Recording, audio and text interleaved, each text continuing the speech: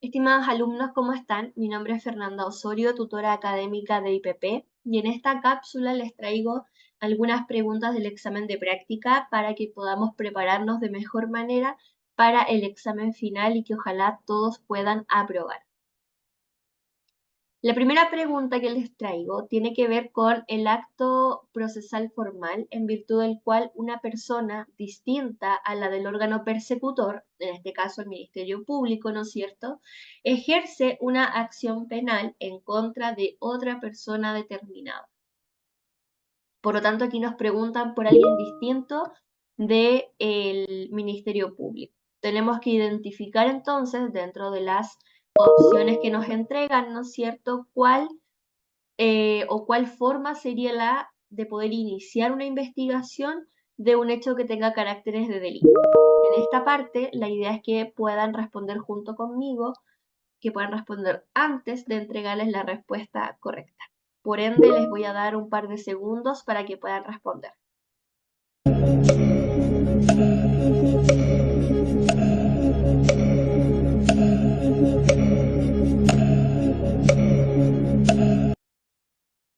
Efectivamente, si respondiste querella, efectivamente es una de las formas que se tiene para poder iniciar una investigación. Además, debemos recordar que junto con la querella y con la forma de iniciar que tiene el Ministerio Público, también se puede realizar a través de una denuncia ante Carabineros. Recordemos que la denuncia la puede realizar un tercero o la víctima. Si la hace un tercero, se debe ratificar esa denuncia. Sin embargo, la querella solo la puede hacer la víctima. Siguiente pregunta. El Poder Judicial tiene una estructura piramidal, siendo la Corte Suprema el tribunal de mayor jerarquía. Su jurisdicción, abarca todo el territorio nacional, ¿no es cierto? La Corte Suprema, a diferencia de otros tribunales, ¿no es cierto?, tiene jurisdicción y competencia en todo Chile. Jerárquicamente e inmediatamente por debajo de la Corte Suprema, ¿quién se encuentra? Les voy a dar también segundos para que puedan responder antes de que avance el video.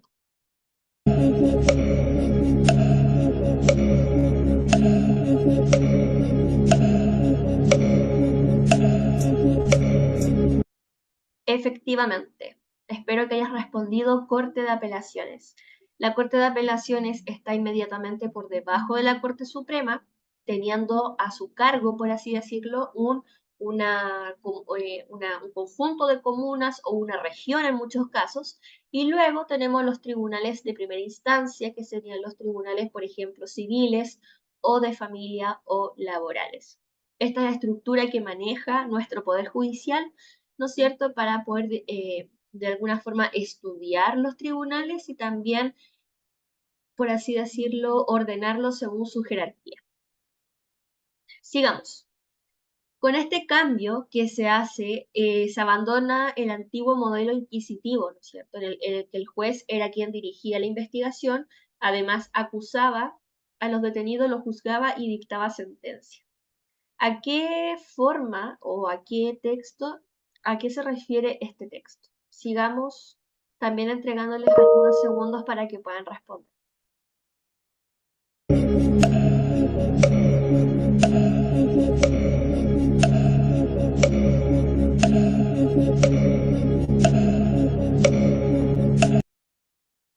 Efectivamente, la reforma procesal penal.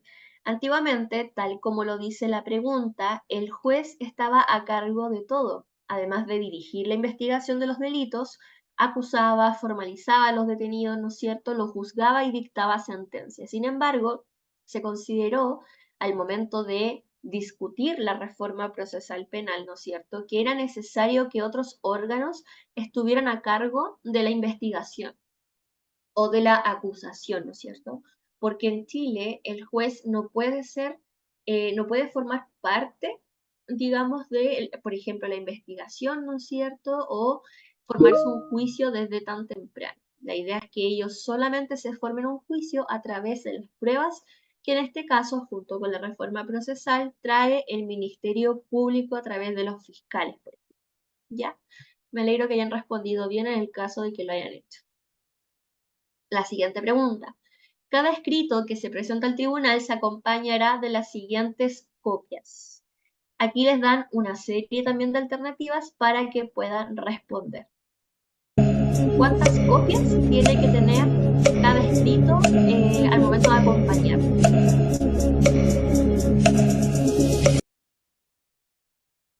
Efectivamente, antes se acompañaban tantas copias como personas o partes haya que notificar. ¿Por qué digo antiguamente? Porque ahora recordemos que todo se hace a través de la página de la Oficina Judicial Virtual, donde no es necesario subir tantas copias, basta subir un archivo PDF por escrito, ¿no es cierto? Y ese mismo archivo se entiende notificado a todas las partes, dependiendo obviamente de la instancia o del estado del juicio, ¿no es cierto? Sin embargo, en algunos tribunales todavía se mantiene estas copias. ¿En cuál me preguntarán ustedes? En el Tribunal de Juzgado de Policía Local. ¿Por qué? Porque el Tribunal de Policía Local, ¿no es cierto? Este juzgado trabaja fuera del Poder Judicial y ellos todavía manejan el sistema antiguo que era la escritura, ¿no es cierto? Los papeles físicos. Por lo tanto, si nosotros queremos presentar algo, tenemos que llevar muchas copias dependiendo de cuántas partes haya que notificar. Pero quiero aclarar que es el procedimiento antiguo. Ya actualmente, si usted tiene que subir, por ejemplo, una minuta de prueba, algún texto, cualquier documento, inclusive la demanda, basta con un archivo PDF en la oficina judicial virtual. Sigamos. Con la reforma procesal penal, quien conoce y juzga las causas penales, esto lo estuvimos conversando en tutoría, ¿quién será?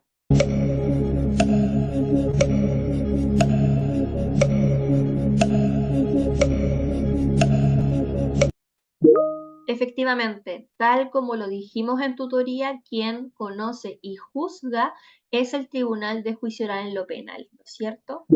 El Tribunal, perdón, de Juicio Oral en lo Penal, tal como lo vemos en la imagen. En la imagen se aprecia una imagen real, ¿no es cierto?, de un tribunal, como nosotros decíamos, es de carácter colegiado. Existen tres jueces y ellos tres deben ponerse de acuerdo sobre qué condena se le va a entregar en este caso al imputado, ¿no es cierto? Que el imputado estaría generalmente acá. Esta es una imagen real, como les decía, y quienes juzgan entonces y conocen de las causas penales es precisamente el Tribunal de Juicio Oral en lo Penal. La diferencia con el juez de garantía, que más adelante lo vamos a ver, es que solamente hay un solo juez, ¿no es cierto? Y lo que ve principalmente, dentro de otras cosas, es que la detención, por ejemplo, se haya hecho conforme a la ley. Y también algunos procedimientos especiales. Con los escritos, incluida la demanda, documentos y actuaciones de toda especie que se presenten o verifiquen en el juicio, ¿qué es lo que se forma? Aquí nos están preguntando qué se forma a partir de todos los documentos que ahí aparecen descritos. Esperemos unos segundos para que puedan pensar antes de pasar a la siguiente plano.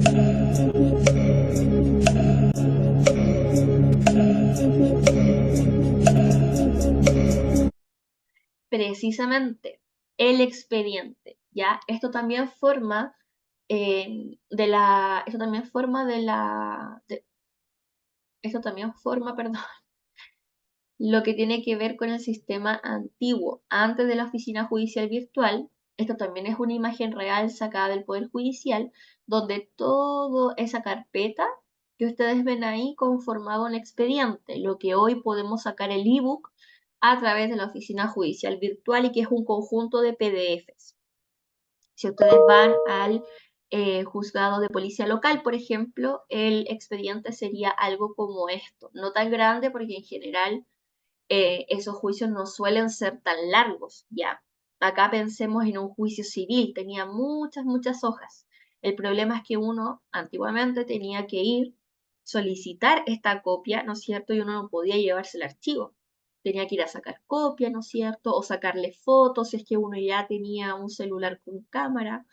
Y la idea era que ese documento no salieran del tribunal. cómo se entregaban los documentos antiguamente, uno tenía que llevar varias copias y pedir que te timbraran una de las copias. ¿Para qué? Para que en caso de que se perdiera, uno pudiera comprobar en qué fecha había entregado el documento al tribunal. ¿Ya? Pero esto ya no corre, pero es preciso que ustedes lo sepan, porque de ahí viene toda la idea de que ahora sea actualizado a la tecnología, ¿no es cierto?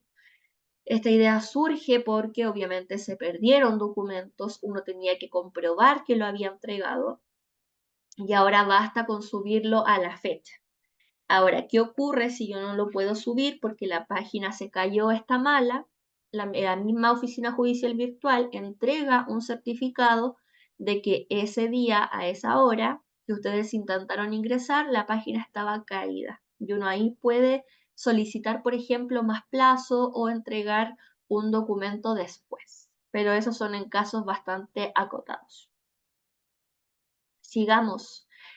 De acuerdo al artículo 254 del Código de Procedimiento Civil, entre otras enunciaciones que debe contener la demanda. Bueno, acá no tengo las posibilidades, ¿no es cierto?, que nos entrega el examen de práctica, porque la verdad, este artículo se lo deben saber completo. Son aproximadamente 5 numerales donde ustedes tienen que saber qué contiene cada demanda. ¿Ya? Estos son los elementos esenciales. Si falta uno, la demanda no va a ser admisible. ¿Y cuáles son estos 5 numerales? Que la idea es que ustedes puedan recurrir también al Código de Procedimiento Civil a buscarlos. El primero sería la enunciación del tribunal, ¿no es cierto? Tenemos que dirigirnos a un tribunal. En el caso de que sea una demanda civil o de familia, por ejemplo, y que tienen muchos tribunales, no hace falta colocar el número porque no sabemos bien bajo el cual vamos a tener que tramitar. Por lo tanto, basta que uno diga señor juez de letras de Tribunales de Familia de Santiago. Y ahí automáticamente, o tribunales civiles, en caso de que no sepamos, no estemos seguros ante qué tribunal nos va a tocar, podemos colocar señor juez de letras de Tribunales Civiles y cuando ya nos digan bajo qué número y qué comuna, ahí nosotros nos volvemos a dirigir en otro escrito ante ese tribunal. Pero es muy importante indicar a qué tribunal nos estamos comunicando. Luego debe aparecer una individualización completa del demandante, nombre completo, nacionalidad, cédula de identidad, domicilio, por supuesto, también ocupación, estado civil. Y además de eso, debe aparecer la individualización completa con esos mismos datos, pero del abogado, y además la naturaleza de la representación. ¿Ya?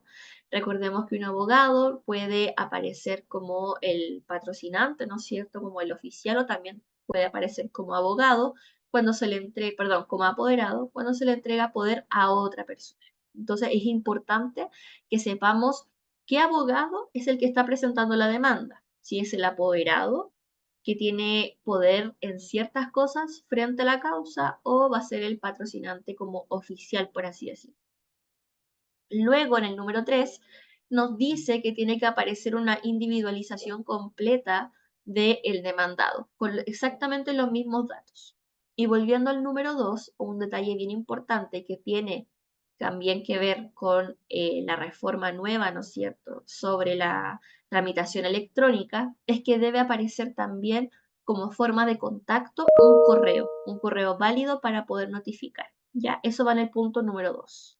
Volviendo al número 3, son los mismos datos, pero del demandado. Ya es, la verdad es que hay datos que nosotros podemos obviar. Por ejemplo, si no conocemos en qué trabaja, podemos colocar que el oficio o la profesión no se conoce, pero no puede faltar el domicilio, ¿ya? No puede faltar el RUT, por ejemplo. Esos son datos básicos para poder notificar al demandado. Luego, como número 4, nos entregan o deben escribir en su demanda los argumentos de hecho y de derecho. Los argumentos de hecho van, digamos, enumerados de forma cronológica, ya desde lo más básico, de lo primero que ocurrió, hasta el último hecho más cercano a la fecha de la demanda. Y también los fundamentos de derecho, donde ustedes encuentran su facultad para ejercer esta demanda. Y finalmente, en el número 5 nos establece que deben tener la parte petitoria, ¿no es cierto? Que a mi juicio es la parte más importante. Porque si ustedes escriben una demanda muy bonita, pero no piden de forma correcta, el tribunal obviamente no va a poder fallar de la forma en que ustedes quieran. Por lo tanto, tenemos que ser bien precisos al momento de pedir algo al tribunal. Por ejemplo, si ustedes piden alimentos para una mujer o un hombre, ¿no es cierto?, en razón de sus hijos, no basta que ustedes coloquen, pedimos como pensión de alimentos, por ejemplo, 500.000 pesos. Un ejemplo. No, porque si no, el tribunal va a decir, bueno, este niño o esta familia no merece 500.000 pesos porque es mucho dinero, por lo tanto, no al lugar y se rechaza. En cambio, si ustedes colocan en la parte petitoria, tribunal, nosotros solicitamos 500.000 pesos o lo que el tribunal indique, ¿qué va a ocurrir? Que el tribunal puede decir, bueno, la verdad es que encontramos que 500.000 pesos es mucho dinero, sin embargo, 350.000 se puede hacer mucho más pagadero y tiene también relación con las necesidades del niño. Si se dan cuenta, entonces, la parte petitoria, si ustedes lo hacen de forma correcta, y siempre solicitando el subsidio, que sea el tribunal que decida en lo mejor, van a tener un fallo a favor siempre, ¿ya? Pero si ustedes son acotados en pedir algo, lo más probable es que no tengan un fallo favorable. Sigamos. De acuerdo a la composición, los tribunales compuestos por dos o más jueces que ejercen jurisdicción de forma conjunta son aquellos. Acá la idea es que ustedes nos indiquen qué tipo de tribunales son los que aparecen en pantalla.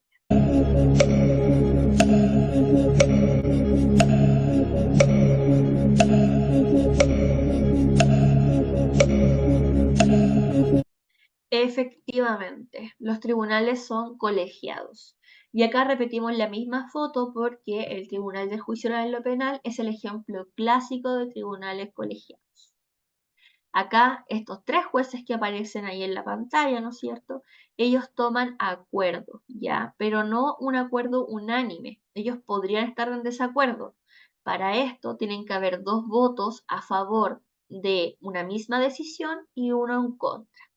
Lo mismo sucede en las cortes, por ejemplo, la Corte de Apelaciones o Corte Suprema, ellos también actúan de forma colegiada. No siempre hay tres jueces, a veces también actúan en pleno. Ahí obviamente la ley nos indica en los casos de las cortes en qué casos actúan en pleno, o sea, todos los jueces o todos los ministros que la componen, ¿no es cierto? Y la idea también es la misma.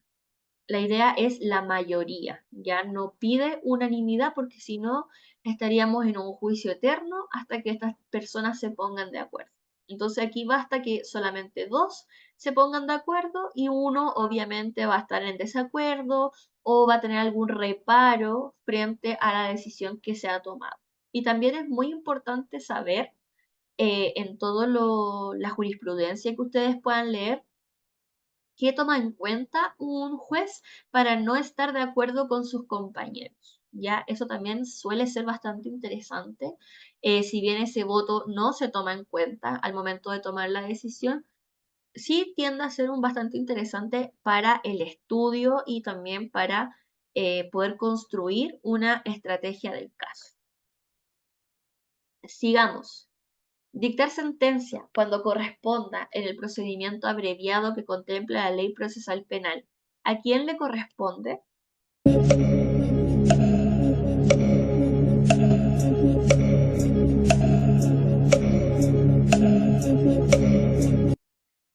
Efectivamente, al juzgado de garantía. Recordemos que el juzgado de garantía es el principal tribunal que conoce de los juicios especiales, ¿ya? Por ejemplo, el abreviado, el simplificado. ¿En qué casos no lo hace? En los casos en que la ley expresamente indica que lo tiene que conocer el Tribunal de Juicio Oral en lo Penal. Pero por regla general, los tribunales o juzgados de garantía son los primeros llamados a resolver este tipo de juicios que suelen ser especiales, porque tienen normas diferentes a un juicio común y corriente. Desde la primera actuación del procedimiento y hasta la completa ejecución de la sentencia que se dicte, el imputado tiene derecho a designar libremente uno o más defensores de su confianza. ¿A qué tipo de principio estamos aludiendo en esta sentencia?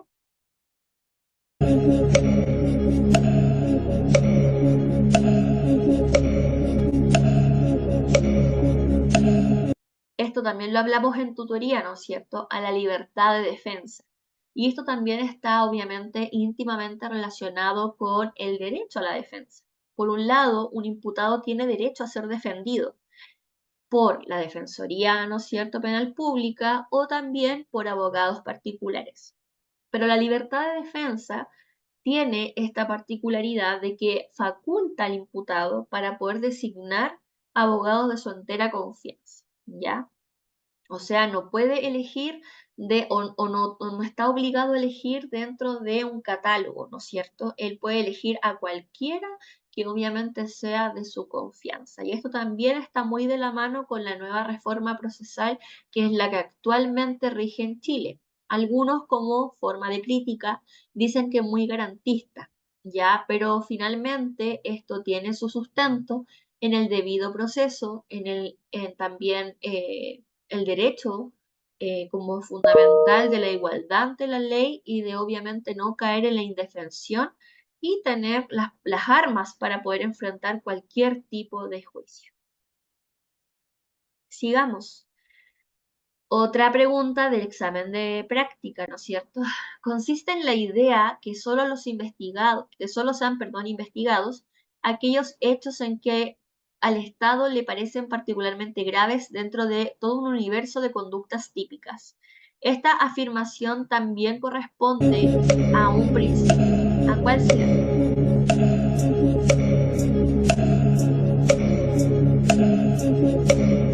Pues claro, corresponde al principio de oportunidad. Ya la idea de que sea, como les decía, de que sean investigados solo aquellos hechos que al Estado les parece particularmente graves dentro de todo un universo de conductas típicas, tiene que ver con el principio de oportunidad, porque finalmente el Estado tiene la oportunidad de poder perseguir todas las conductas típicas. Sin embargo, como son tantas, tiene que obviamente privilegiar a aquellos que sean los más graves primero, ¿ya? Esa es la idea del principio de oportunidad, sin perjuicio de que todos van a ser eventualmente investigados, ¿no es cierto?, y juzgados. Sigamos. La comunicación que el fiscal efectúa al imputado en presencia del juez de garantía, que se desarrolla, perdón, actualmente una investigación en su contra respecto de uno o más delitos. ¿A qué, eh, a qué corresponde esta afirmación?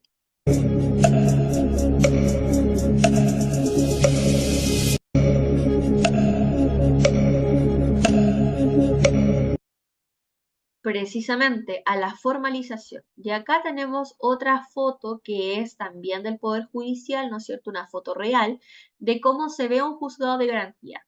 Como yo les decía también en tutoría y como aparece en el recurso conceptual, a diferencia del Tribunal de Juicio Oral en lo penal, acá tenemos un solo juez. Esa es la diferencia más clara, ¿ya? Que este tribunal es totalmente unipersonal en cuanto a su funcionamiento. O sea, él toman la decisión de manera unipersonal. Acá tenemos a la persona actuaria, ¿no es cierto?, que es la persona que toma acta de todo lo que se habla en esta audiencia. Esta audiencia podría ser perfectamente de control de detención, ¿no es cierto? Aquí están los testigos, o sea, personas que pueden presenciar este juicio, ¿no es cierto? O esta etapa que podría ser perfectamente la formalización, porque en Chile todos los juicios penales son públicos, ¿ya? A menos que por reservas de investigación digamos, se evite que tanta gente entre a presenciar estos juicios. Pero si usted quiere, puede acercarse a cualquier tribunal de juicio oral en lo penal o de garantía y puede sentarse aquí a visualizar el juicio y a ver cómo éste se desarrolla. El procedimiento monitorio en el ámbito laboral se aplicará respecto de las contiendas cuya cuantía, sea igual o superior o inferior a qué monto. Aquí es importante que ustedes recurran a su recurso conceptual, ¿no es cierto? Y básicamente esta es una pregunta de memoria.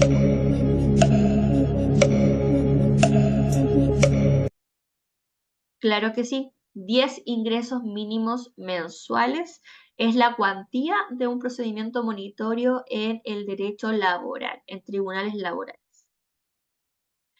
Ahora, el procedimiento en los juzgados de familia se desarrollará en audiencias continuas y estas podrán prolongarse, en sesiones sucesivas hasta su conclusión. Esta afirmación también a qué principio corresponde.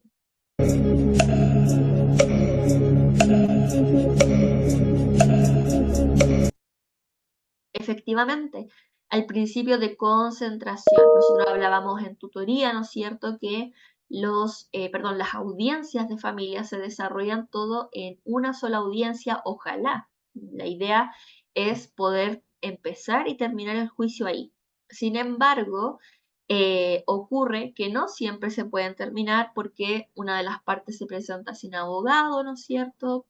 O ocurre algún problema que obliga a aplazar, ¿no es cierto?, la audiencia, pero nunca se realiza la misma audiencia, por ejemplo, preparatoria, nunca se va a realizar en dos tandas diferentes, como sí ocurre en derecho laboral o en derecho penal. Esto en familia no ocurre.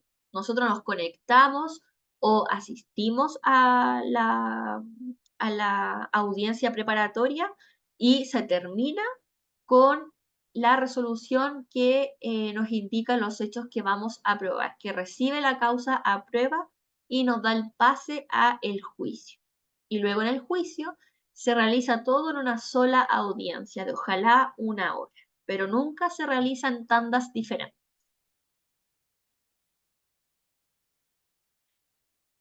Ahora, Claudia trabaja en un local comercial y se dio cuenta que el empleador, como mecanismo de control empresarial, instaló videocámaras en el lugar de descanso. Posteriormente fue increpada por su empleador debido a las conversaciones personales, por lo cual Claudia decide demandar a su empleador. ¿Por qué derecho del artículo 19, que son los derechos fundamentales, ¿no es cierto? Demandará Claudia. Los espero unos segundos antes de contestar.